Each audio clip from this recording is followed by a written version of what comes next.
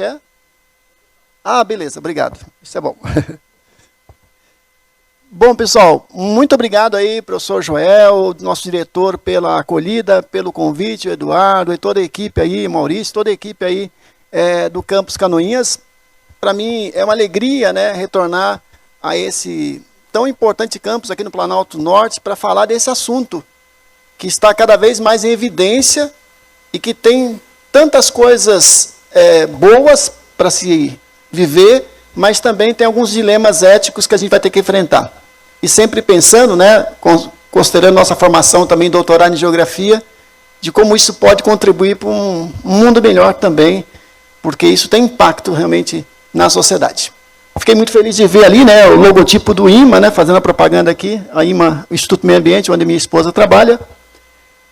E eu venho do campus São José, lá da Grande Florianópolis, trabalho originalmente com refrigeração e ar-condicionado. Eu dou aula de projetos de ar-condicionado.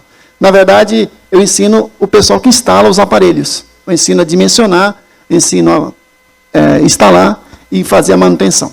Então, não tem nada a ver com inteligência artificial, minha área de origem.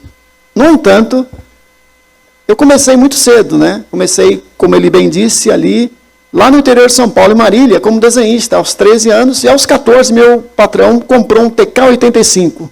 Os mais velhos vão saber que é um dos primeiros computadores pessoais que surgiram no Brasil, que foi usado por engenheiros.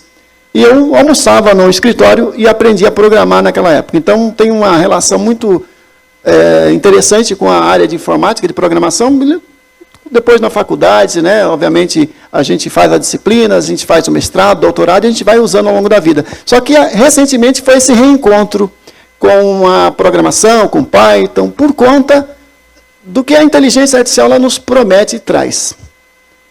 Comecei, como todo mundo começa, por curiosidade e espanto.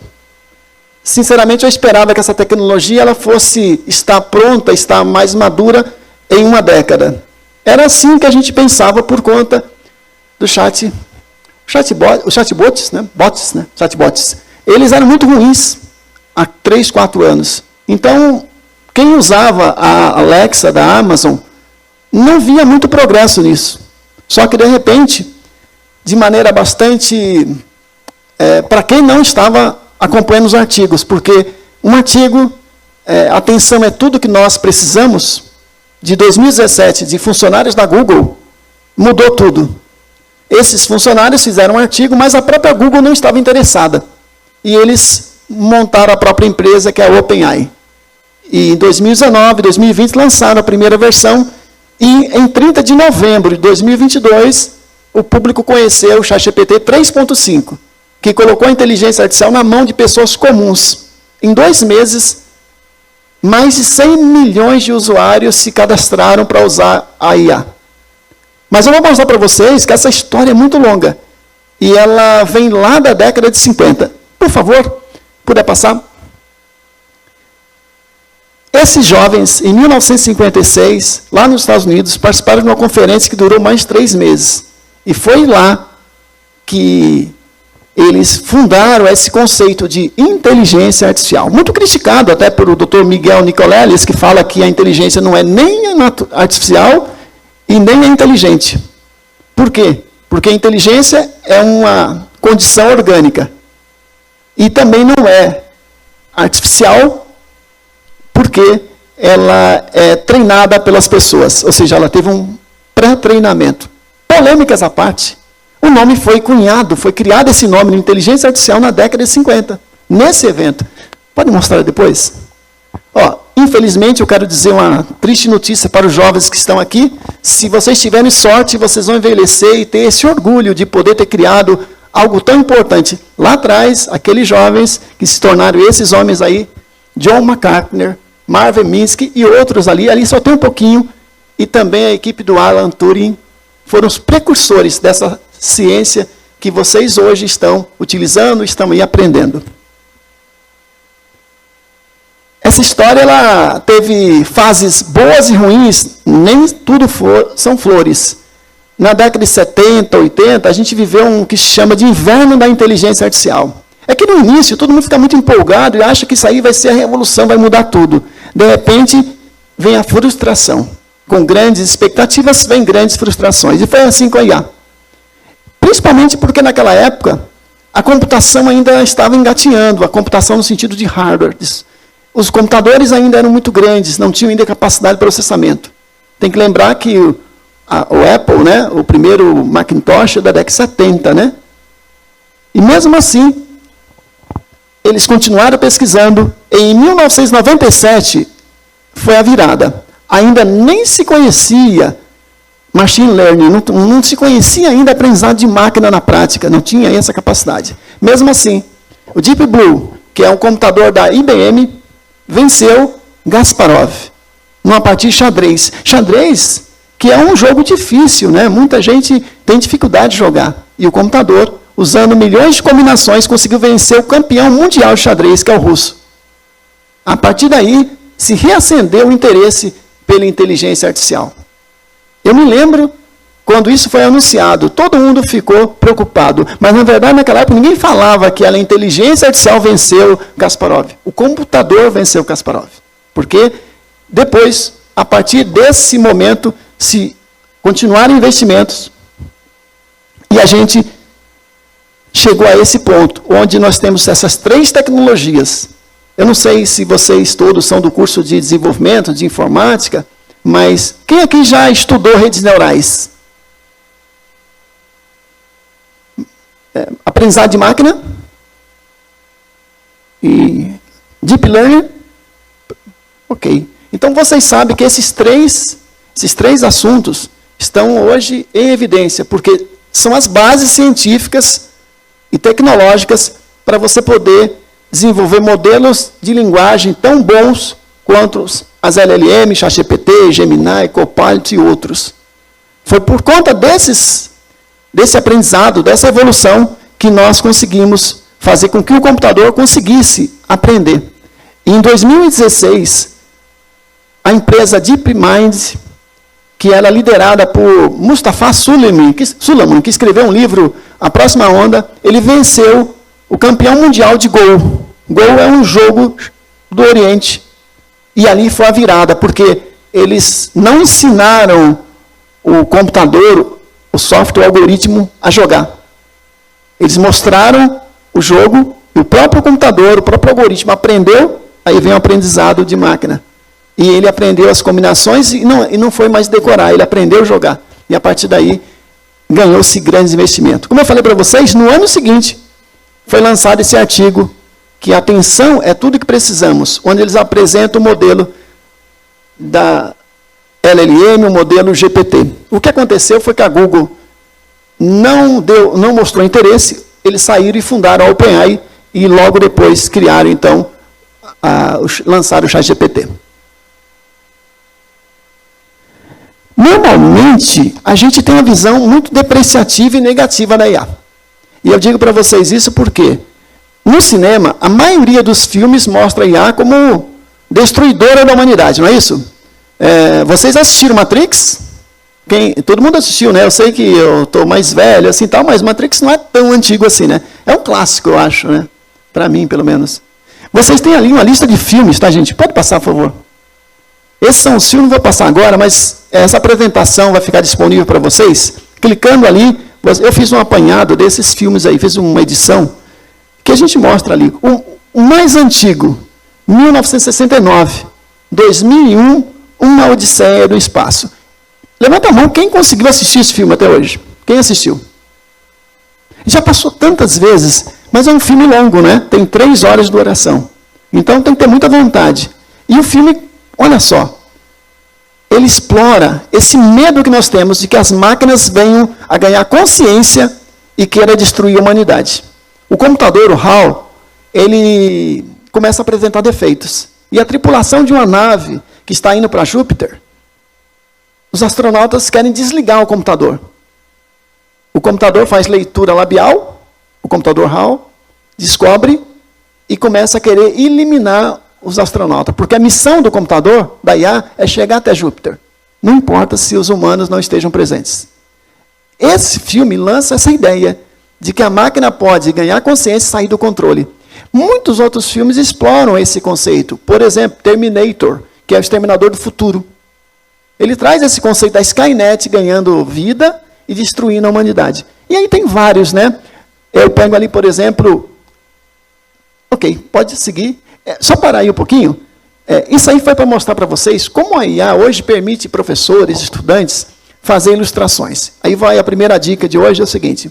Eu peguei aquela imagem da esquerda, que é o cartaz original do filme Terminator. A primeira edição, primeira versão. Aí eu pedi para o ChatGPT para ele criar uma descrição detalhada da imagem. Um prompt, e ele transformou a imagem em texto. Deu ali umas 7 linhas, vamos dizer assim. Fica melhor em inglês, tá? Se você pedir para ele fazer isso em inglês, fica melhor. Depois você pega esse texto e pede, construa uma imagem baseada nesse prompt.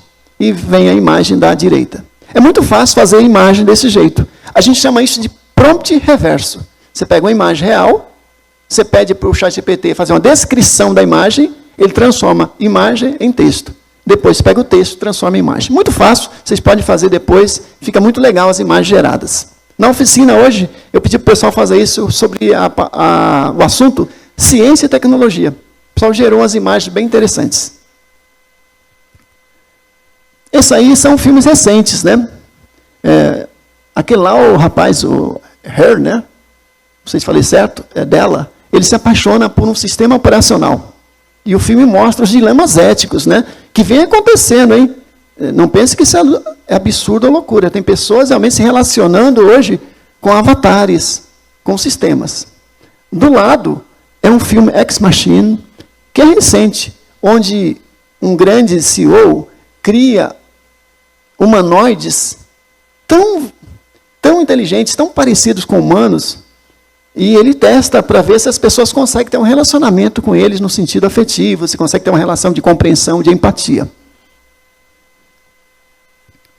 E aí vamos falar agora na prática, né? Onde é que a gente pode aplicar, Joel, a IA na realidade? Tem aplicações na educação, na saúde. Olha só, a gente já conhecia há bastante tempo. Há alguns anos a gente já usa a Siri, já usa a Alexa. Quando você vai no Netflix, você vai lá e ele já te recomenda o filme. Você já tem o autocompletar do celular. Você tem o Waze, um monte de aplicativos já comuns, antes da IA ficar popular. Já estava ali presente nas nossas mãos, no nosso celular, no nosso computador. Mas eles vêm ganhando também muito protagonismo na saúde. Vocês acreditam que a IBM, depois que o Deep Blue venceu o Kasparov, eles continuaram investindo e eles criaram o Watson, uma referência ao elementar meu caro Watson, né? Do Sherlock Holmes.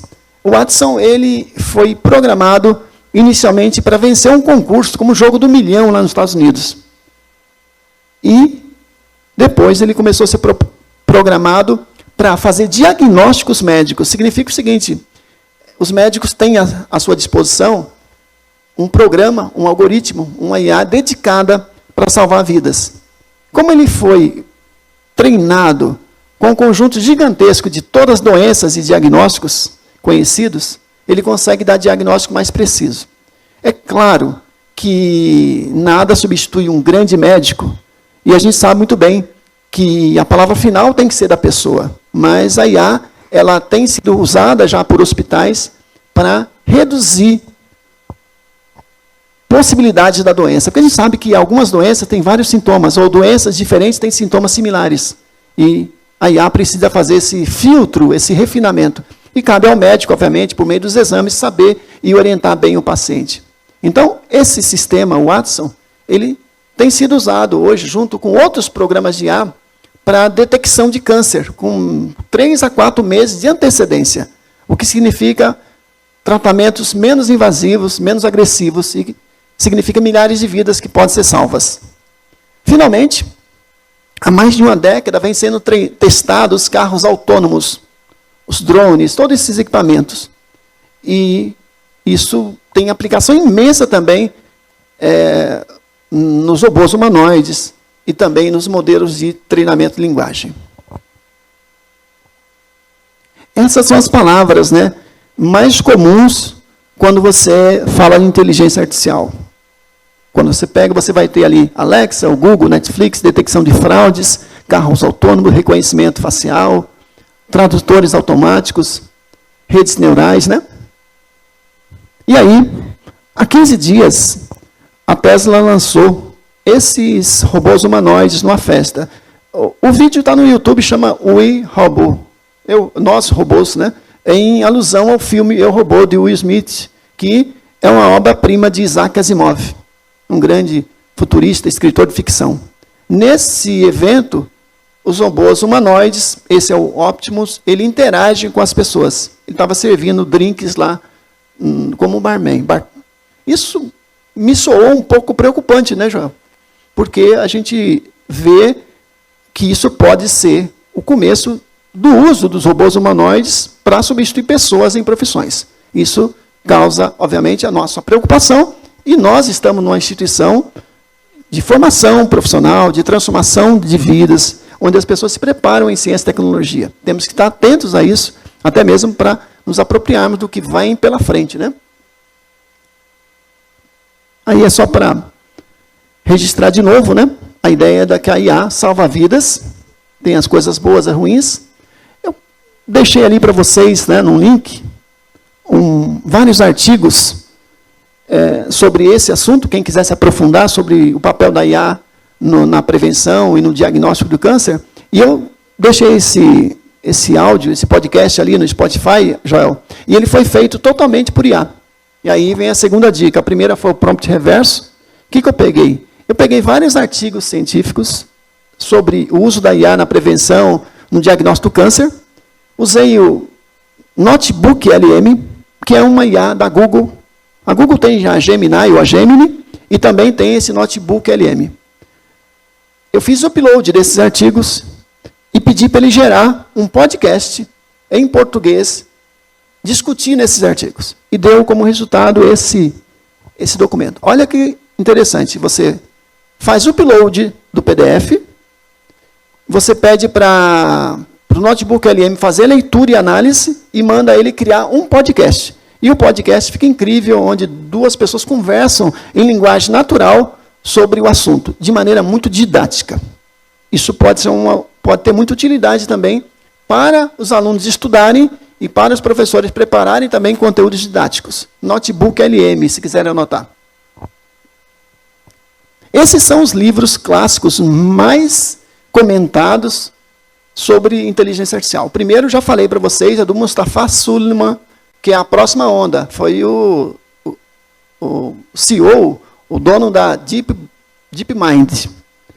O segundo é Kai-Fu Lee, que escreveu também 2041, Como Será o Mundo em 2041. Esse livro, ele foi CEO já da Google, tanto nos Estados Unidos quanto na China. Ele trabalha há mais de 40 anos com IA, Kai-Fu Lee. E o outro é Superinteligência, do Nick Bostrom. Ele é filósofo, PhD em filosofia, e ele analisa o risco da superinteligência, o risco do ser humano desenvolver uma superinteligência e ela trazer consequências destrutivas para a humanidade. São discussões filosóficas importantes. Eu tenho lido esses livros e relido, sempre para formar minhas convicções e analisar os prós e contras. Recomendo que vocês possam analisá-los. E aí vamos falar um pouquinho sobre engenharia de prompt. Eu deixei esse QR Code aí também, porque ali tem um curso básico de engenharia de prompt para quem quiser começar. E nesse link, você vai para um aplicativo GPT chamado System Prompt Generator, que ele vai economizar horas e horas de trabalho de vocês. Quando você vai fazer uma pesquisa, fazer um projeto com o ChatGPT, ou com o Gemini, ou com a Copilot, ou com qualquer outra IA, você vai colocar uma instrução, aqueles comandos, para ele fazer o que você quer. Muitas vezes, você acaba sendo impreciso, porque não sabe o que pedir. Com esse System Prompt Generator, você pede o que você quer, ele cria um prompt bem detalhado, um prompt é uma linha de instruções, e a partir daí, você tem um resultado muito melhor, mas muito melhor mesmo. É o melhor aplicativo de prompt que vocês vão encontrar. Falo isso que eu já testei dezenas. Esse é incrível. E aí vocês podem brincar com a IA para fazer coisas diferentes, né, para testar. Quem está começando, entra lá. Essa é uma brincadeira que eu fiz. Eu pedi um diálogo fictício entre Isaac Newton e Galileu. Todo mundo sabe que Galileu faleceu, morreu praticamente no ano que Isaac Newton nasceu. Um na Itália, né, obviamente, o Galileu, e o Newton na Inglaterra.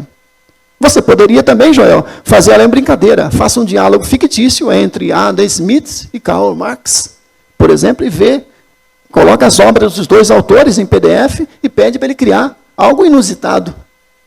Eu quero dizer para vocês que a gente pode fazer muitas brincadeiras e também, com elas, aprender também sobre o mundo, sobre a vida.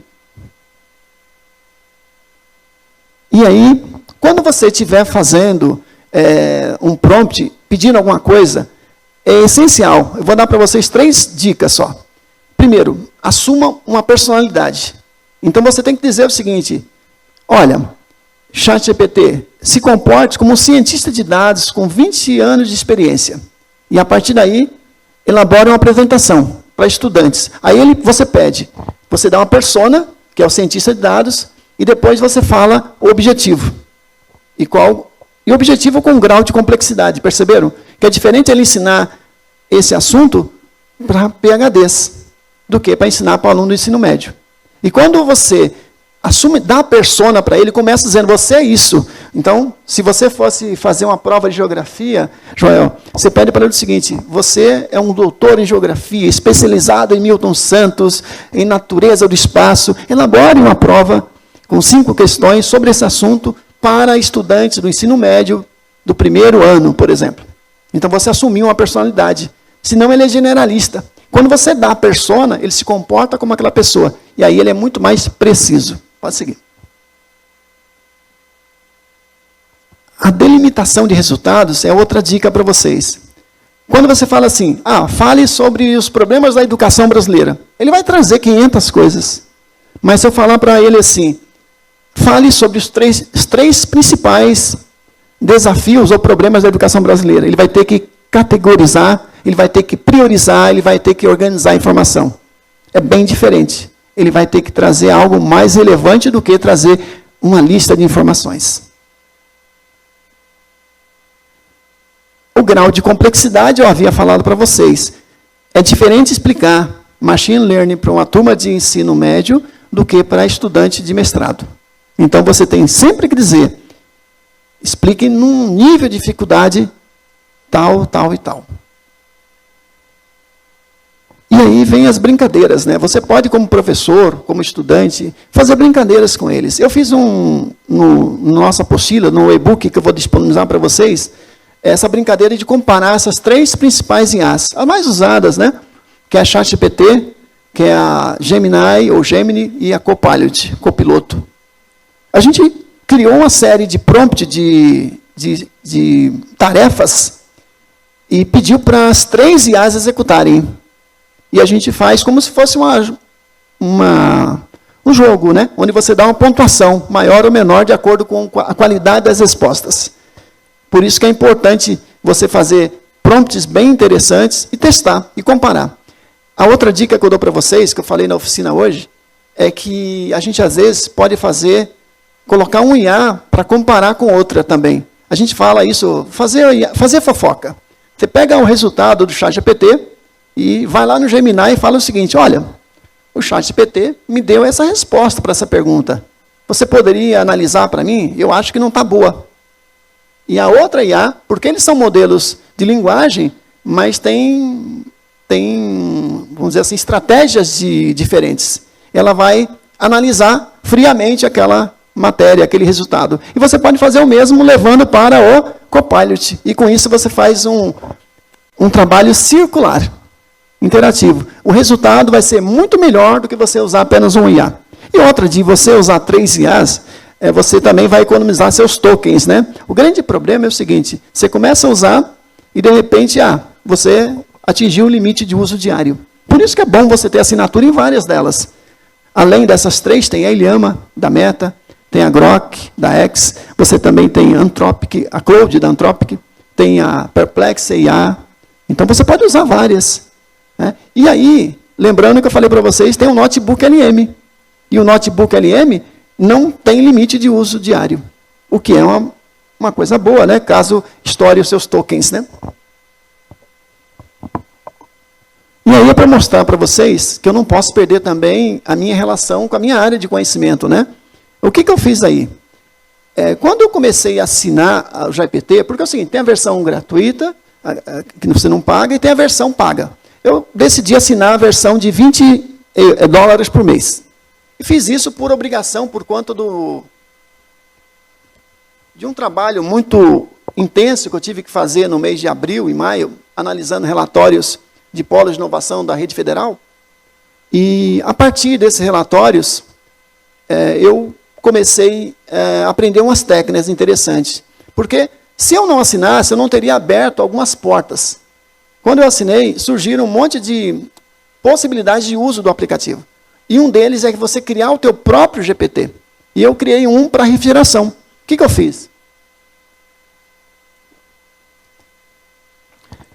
Eu fiz o upload do meu livro de refrigeração, das minhas apostilas e das minhas videoaulas. E pedi para ele, usando o System Prompt Generator, eu criei uma instrução para ele responder sempre de forma amigável, procurar no material, pedi para ele não procurar na internet, então ele só procura no meu material, e com isso o risco dele apresentar uma resposta errada reduz. Então você pode fazer isso para as suas disciplinas. Você pode criar então um GPT exclusivo da tua matéria, com o teu material, e ele vai responder sempre com o teu material. E ele dá a referência correta. Então, para os meus alunos, é como se ele tivesse um tutor ou um professor particular 24/7. Eles podem tirar qualquer dúvida sobre teoria e prática da refrigeração. Porque eu coloquei praticamente todo o curso técnico nesse GPT. Alguns desafios.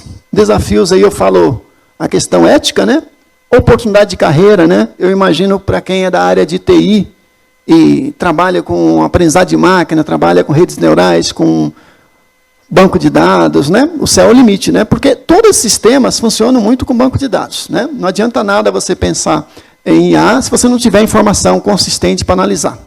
E eu tenho alguns amigos da área de TI, com empresas, que trabalham em grandes empresas, e eu até perguntei para eles, o risco da IA prejudicar a área de analista de TI, na área de desenvolvimento de sistemas, existe?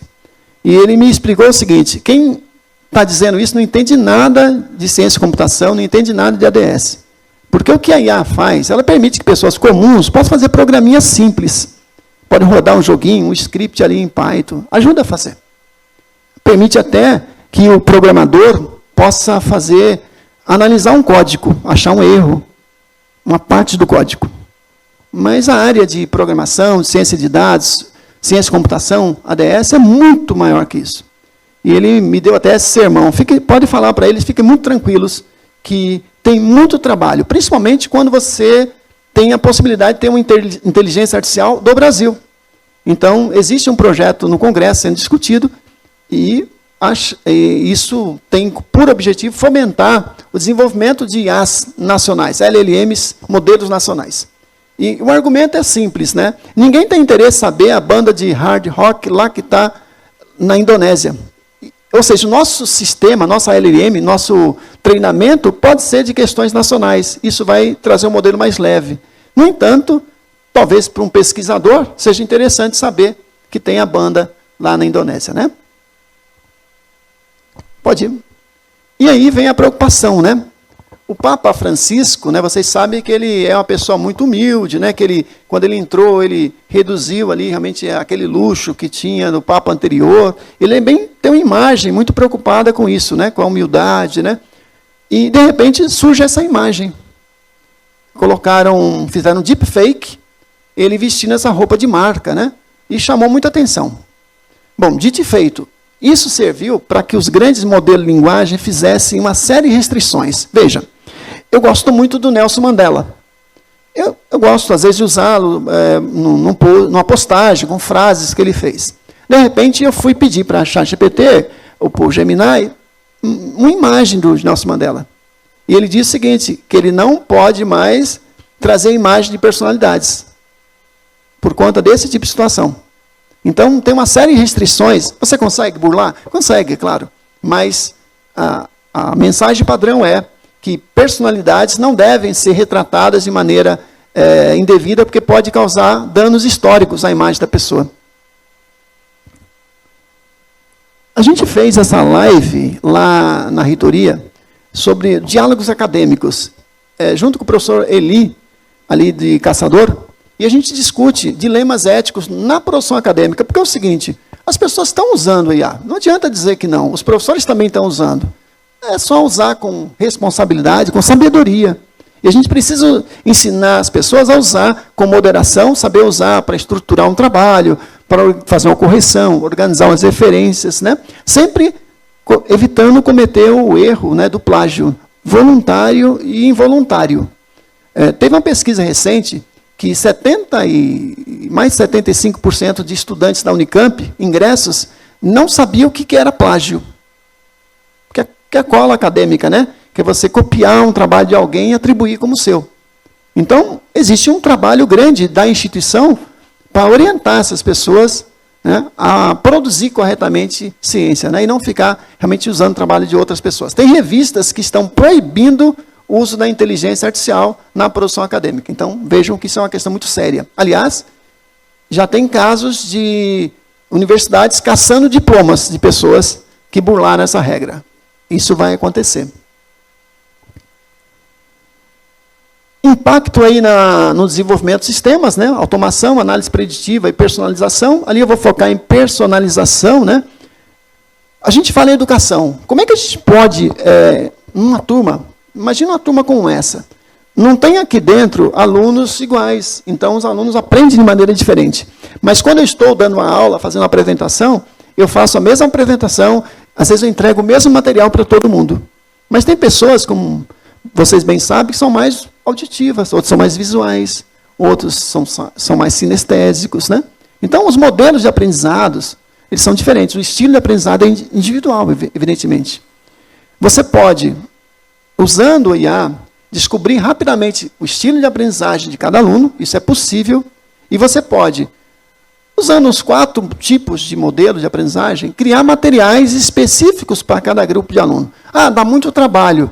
Gente, agora você pode produzir uma única vez o trabalho e pode pedir para a IA transformar aquele teu material que você preparou, aquela aula que você preparou tão bem, nos estilos de aprendizagem do aluno. Não é tão complicado assim.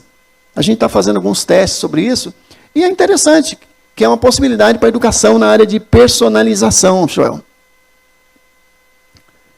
Esse GPT, como eu falei para vocês, eu comecei a fazer alguns GPTs de acordo com a demanda, com o pedido das pessoas.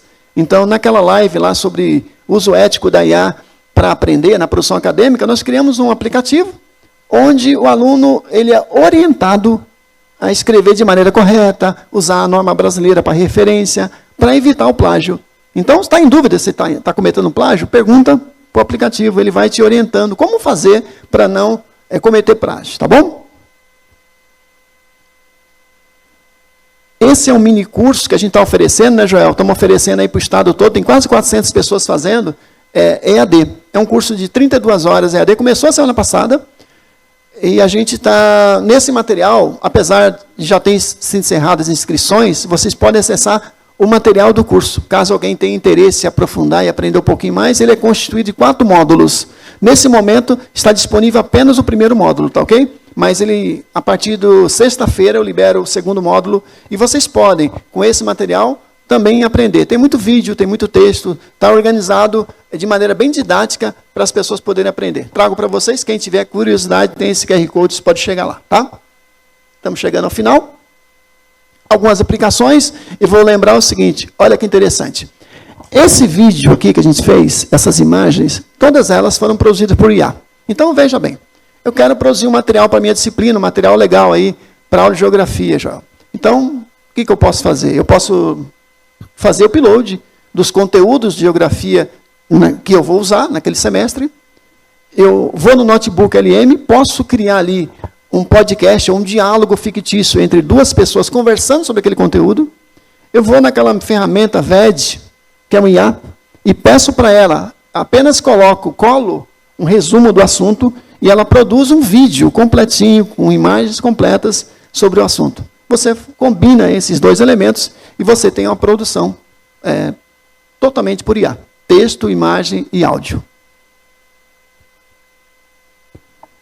Essa é uma aplicação sobre o Gama app, que é outro aplicativo que eu mostrei hoje na oficina. Imagine vocês que esse aplicativo, ele permite você... tudo isso que eu estou falando, dá para fazer de graça, tá? O VED, ChatGPT, não é preciso assinar. O Gama app, ele permite fazer apresentações em menos de 3 minutos. Então, você pega aquele texto, imagina a aula de geografia.